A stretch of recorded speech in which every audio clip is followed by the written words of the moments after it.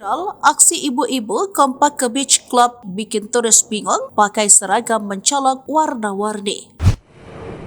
Video viral di media sosial menampilkan aksi sejumlah ibu-ibu saat asyik nongkrong di beach club Bali, berhasil menarik perhatian para turis hingga dibuat terheran-heran. Para ibu-ibu yang jumlahnya diperkirakan ada puluhan orang tersebut kompak mengenakan seragam warna-warni yang mencolok. Ekspresi para turis saat melihat segerombolan ibu-ibu itu pun viral di TikTok usai diunggah oleh salah satu akun Kamis 29 Februari 2024. Geng ibu-ibu udah sampai Atlas you guys, tulis pengunggah video. Para ibu-ibu yang mengenakan seragam warna-warni itu tampak asik berpose dengan berbaris sambil menghadap ke kamera. Selain mengenakan baju warna-warni, para ibu-ibu tersebut juga kompak berpose dengan mengangkat salah satu tangan mereka.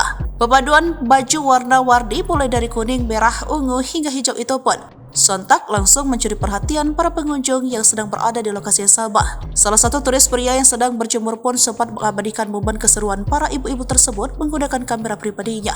Salah satu pesona indah Indonesia, ini emak-emaknya siapa woi? Mana gonjreng-ganjreng banget? Menyalah bundaku, tulis salah satu warganet.